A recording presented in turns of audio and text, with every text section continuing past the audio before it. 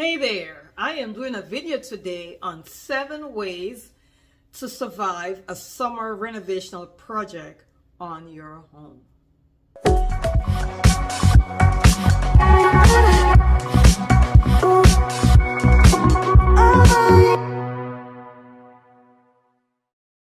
All right, let's get into it. My name is Sandy. I live out here in Central Florida, licensed real estate agent, also licensed loan originator as well.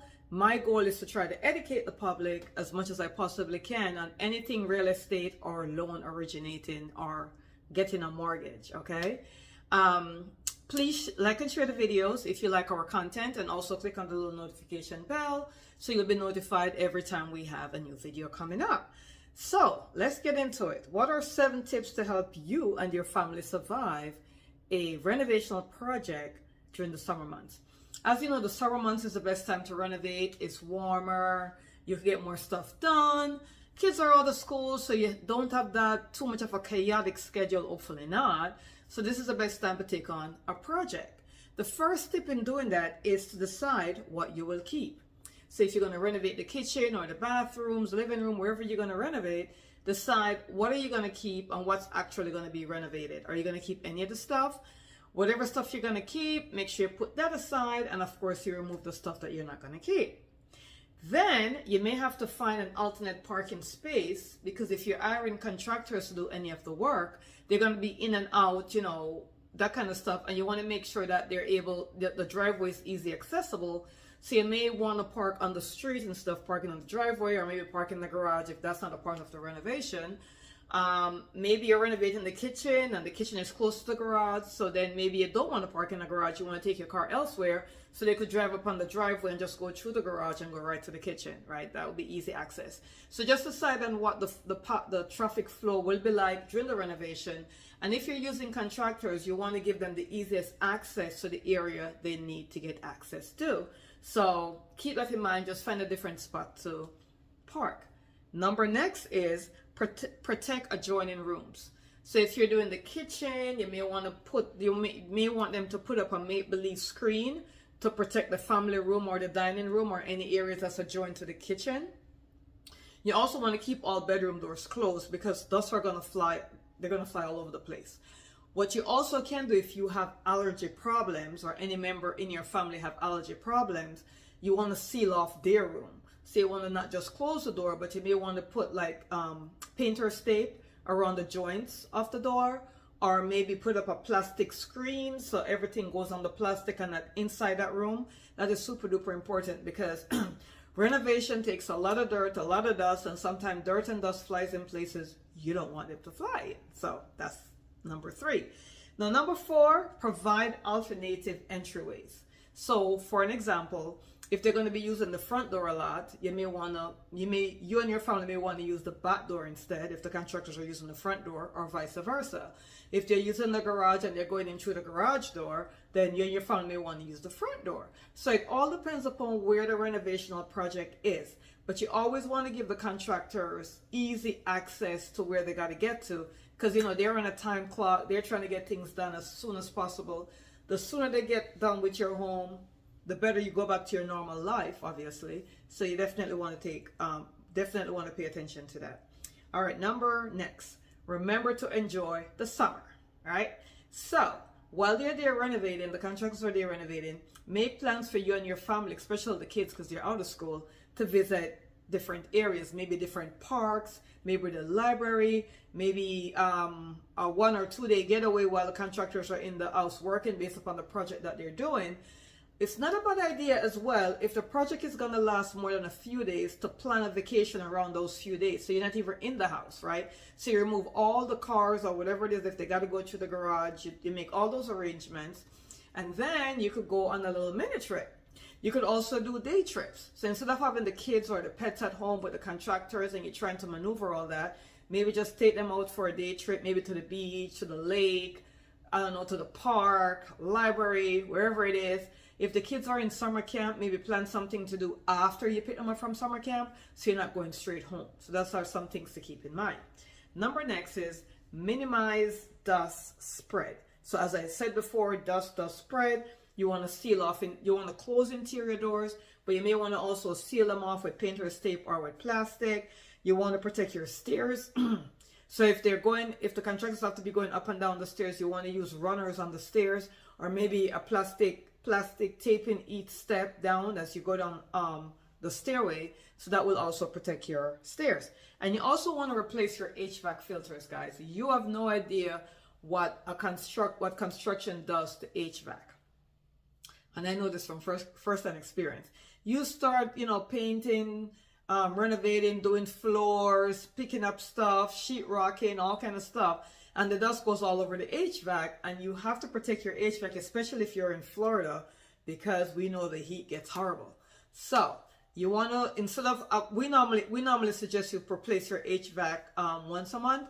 You may want to replace it once a week based upon the length of the renovation. So even, let's say the renovation took a week or two, you're gonna replace one each week. And then even the third week, you want to replace it, because all the residual dust and dirt that we cannot see sometimes ends up on the filter. So you definitely want to keep checking that. You may want to use a heavy duty filter during the renovational time. That way it doesn't harm the HVAC system, because it's cheaper to buy a $20 filter than to get something damaged on the HVAC that's going to cost you $2,000 to replace.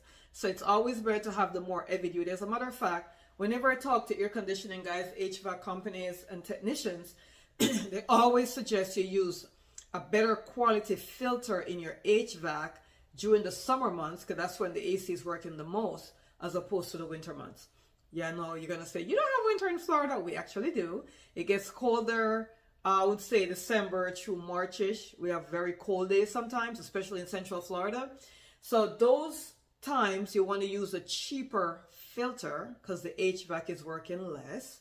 And then during the summer months, you don't want to skim on budget with that. So during the summer months, you want to use filters that are more expensive, more heavy duty, and you really want to change them once a month with no renovation going on. If you have renovation going on, you want to change it each week until the renovation is finished. And then once renovation is done, give it another week and change it again. Once you do that, then you can go back to your monthly thing. So that's super duper important. And the last, seventh tip is protect kids and pets. So we all know kids are very curious, pets are curious. You have contractors in the house. The vehicles are new to them. The people are new to them. Pets are going to want to go lick them or whatever it is they do, right? Depends upon the pet that you have. So you want to be sure you have a game plan with your pets. I've always encouraged my clients, hey, if you're going to do renovational work, why don't you, you might take the pet to a daycare, pet daycare for the day or for a few days so they're completely out of the way, and then you could plan for the kids. Or if you have enough time, you could then plan for the kids and the pets so you're not in the house, because the minute the doorbell rings, we all know if it's a dog, he's going to run to the front door and going to want to know what's there. Now, remember that these are new people coming into your home. So these pets don't know these people. So any number of things could happen based upon the pet that you have. So it's a good idea to have the pet away, or maybe in a room or in the garage or whatever it is that you do. That way, when the doorbell rings, they can't run to the front door. Let me tell you something. As a realtor, pets are our biggest challenge.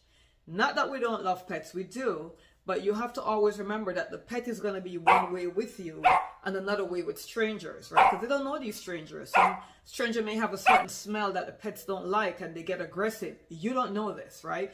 So I've always told my clients, when it comes to your pet, if somebody new is coming in the house, put the pet away in a room, in the garage, in a cage, in the backyard, whatever works, based upon the time of the year, obviously.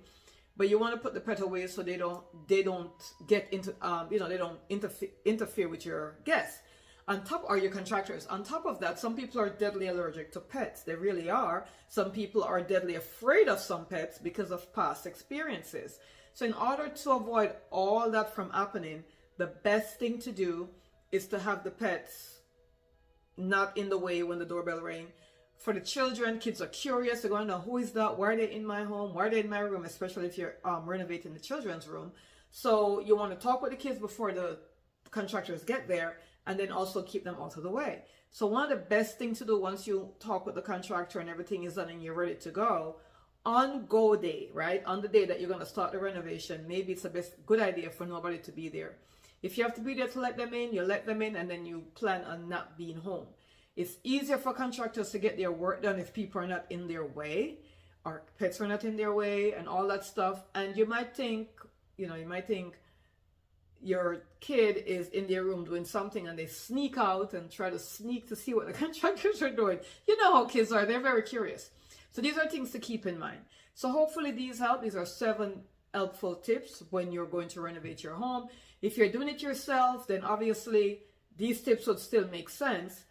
But, because you definitely want to get the kids and the pets out of the way as well. You want to seal off rooms that are not affected so they don't get dust in them. You still want to switch out your HVAC weekly. It depends upon the heavy duty work you're doing. It depends upon the level of work that you're doing there, whether you're doing it yourself or not. You still have to plan for parking, because if you have to pull up on the driveway, if you go to Home Depot or wherever you go and pick up construction stuff, you still got to pull up on the driveway to deliver it. So all these tips are important, whether you're doing it yourself or doing it with a contractor. Thank you so much for listening. I hope this helps. If you want to get in touch with us, we should have a number up here or down below. You could call or text us. We do complimentary consultation all the time. If you're thinking about renovating, or you're thinking of selling, but maybe you want to renovate first, or whatever it is, give us a call, send us a text. We will be there for you. Thank you so much for watching, and I'll see you on the next video.